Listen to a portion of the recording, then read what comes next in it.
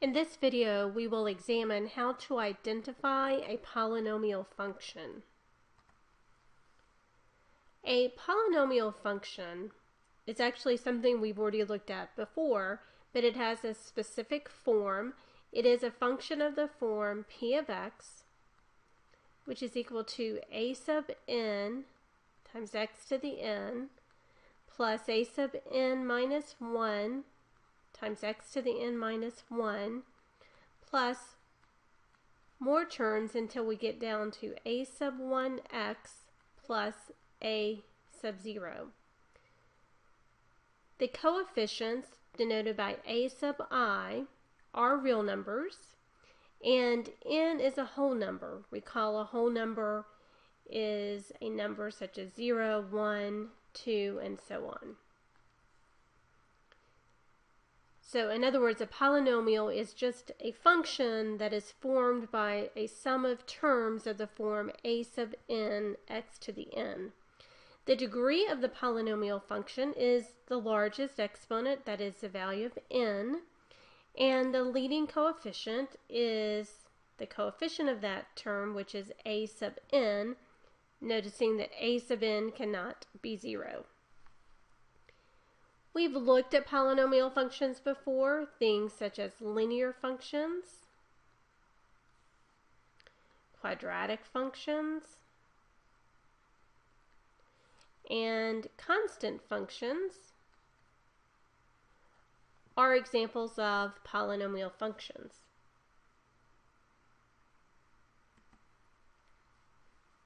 Here are some examples.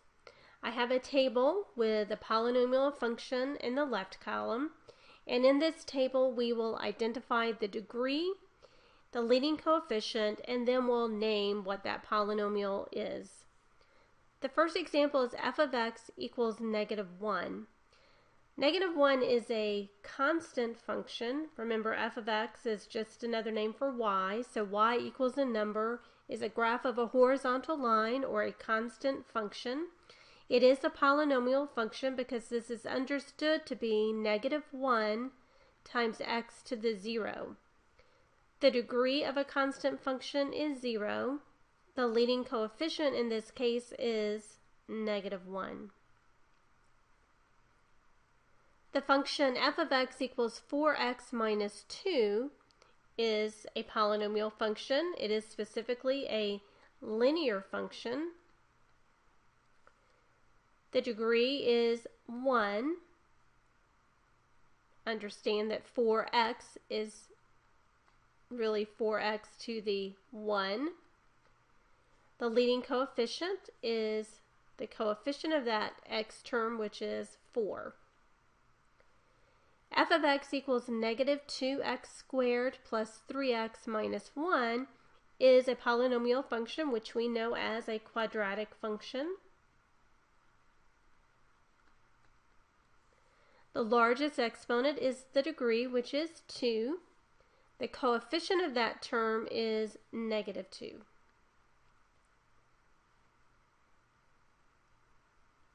f of x equals x cubed minus 2x squared minus 11x plus 12 is an example of a cubic function. The degree is the largest exponent, which is 3, and the coefficient of that term is understood to be 1. The polynomial f of x equals 9x to the 4th plus 3x cubed minus 2x squared minus 8x plus 10 is an example of what we call a quartic function. Its degree is 4, and the coefficient of that term is 9, which is the leading coefficient. The last example is f of x equals -3 times x minus 4 squared times 2x plus 1 cubed. This is a polynomial function because when we multiply polynomials together, we get another polynomial. I would not want you to multiply all of that out because that would be a pretty ugly expression. It is doable, just tedious. But what we can find is the degree and the leading coefficient by just multiplying the degree and the leading coefficient of each of those factors. If we expand this, we have that factor of -3 out in front. The x minus 4 squared, we could multiply that out without too much trouble, but really we only need to know what is the largest exponent, what is the term with the largest exponent. And so if we square the x, we would get x squared, and we don't really care what the rest is, so I'm just going to put plus dot dot dot. In the last factor, we have 2x plus 1 cubed. We only need to think about what is the cube of 2x. And when we cube 2x, we get 8x cubed. Now understand, when I cube that binomial, it is not just cubing 2x and cubing 1. It would mean to multiply 2x plus 1 times 2x plus 1 times 2x plus 1 and multiply that all out. So we'll get a lot of terms there.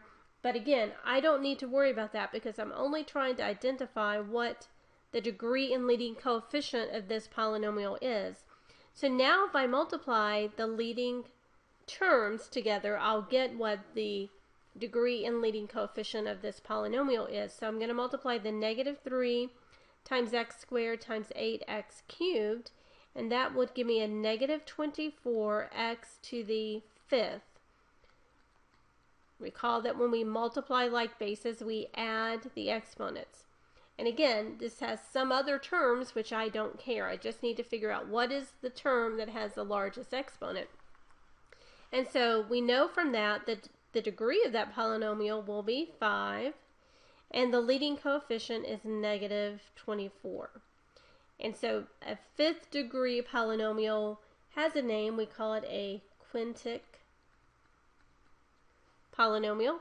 Again, we don't really have to go by those names. Most commonly we refer to constant, linear, quadratic, and cubic, but a quartic and quintic polynomial just refer to those 4th and 5th degree polynomials.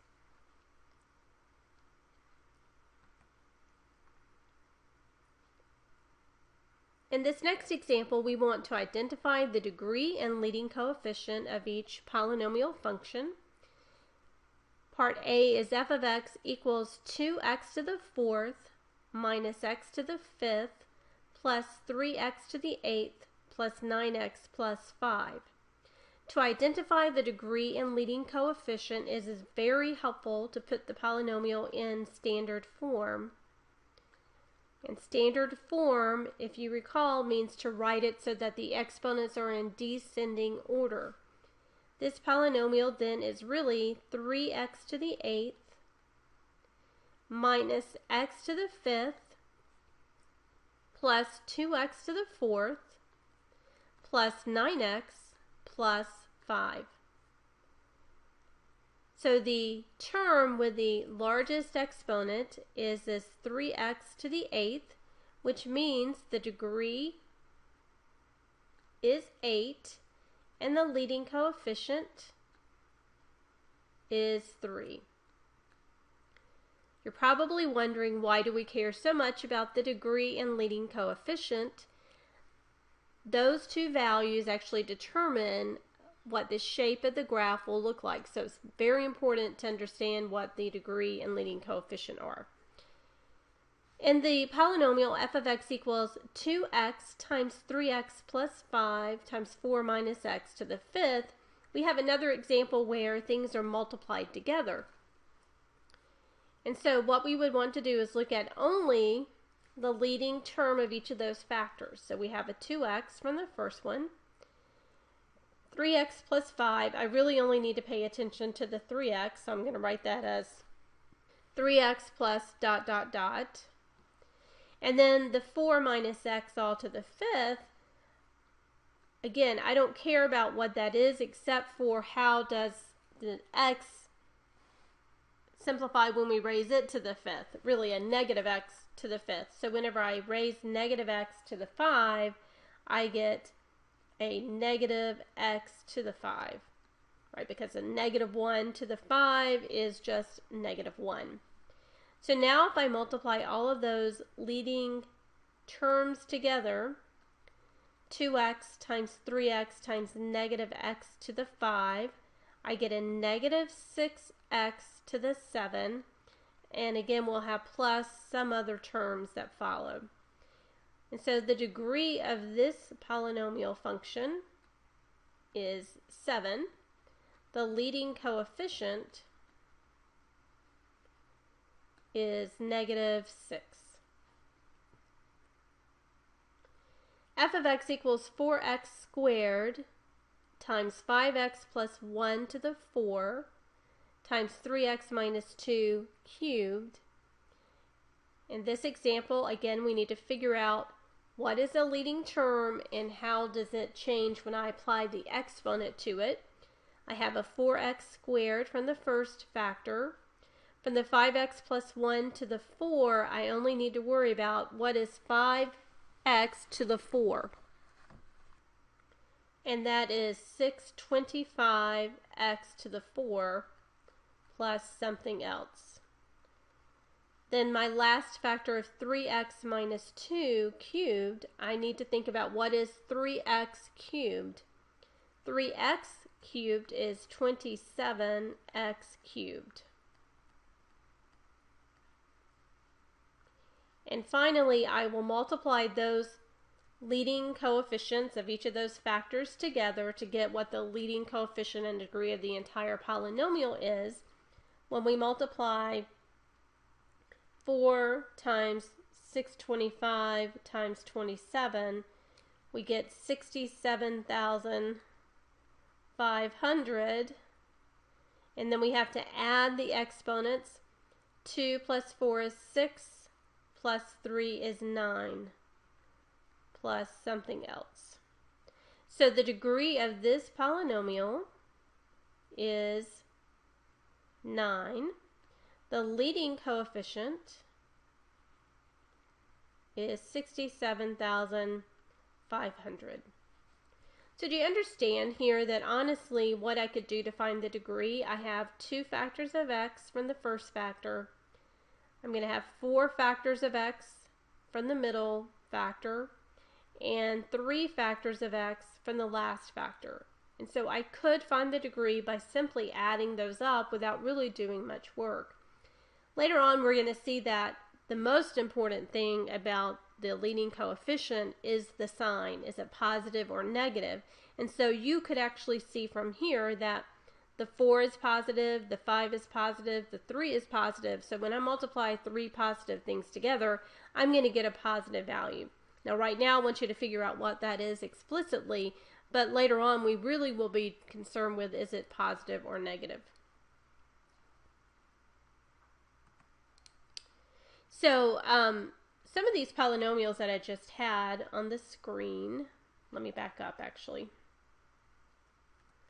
The polynomials from this chart, the constant, linear, quadratic, cubic, quartic, and quintic functions, I have graphed for you. And what we can see is that we have the constant line through -1. We have the graph of 4x minus 2, which is the linear function. We have the graph of -2x squared plus 3x minus 1, which is the quadratic. And then the cubic function, the quartic, and the quintic. And at this point, I'm not expecting you necessarily to be able to get these graphs. We'll talk about how we can get them later on. But what I want to show you is that when we graph a polynomial function, all of them have some common characteristics. All of these graphs are very smooth graphs. They have no sharp turns, no holes, no gaps. And so when we talk about the graph of a polynomial function, we say that the graphs are smooth and continuous graphs. They have no sharp turns, no holes or gaps in their graphs. The domain of all polynomial functions is all real numbers, or -∞ to infinity. The range of a polynomial function depends on the parity of its degree. Parity refers to whether or not the number is even or odd. If the degree is odd, the range is all real numbers.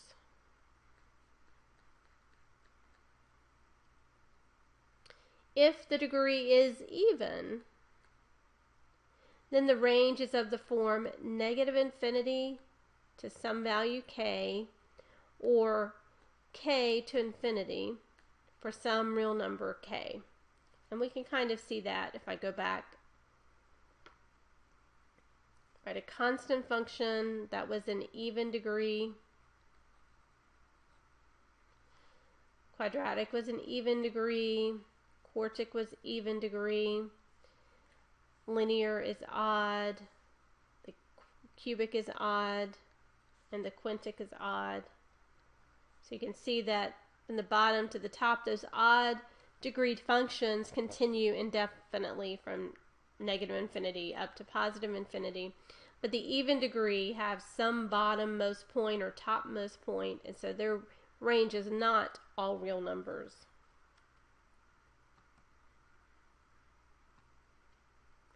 The graph that is given is in 3 pieces. We have part of a parabola, we have part of a line, and another part of a line. Based on what we just talked about, this cannot be a polynomial function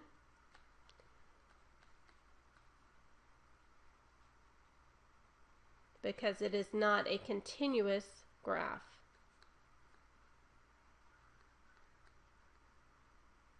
Right, this graph has breaks and holes, so it violates those conditions for polynomial function.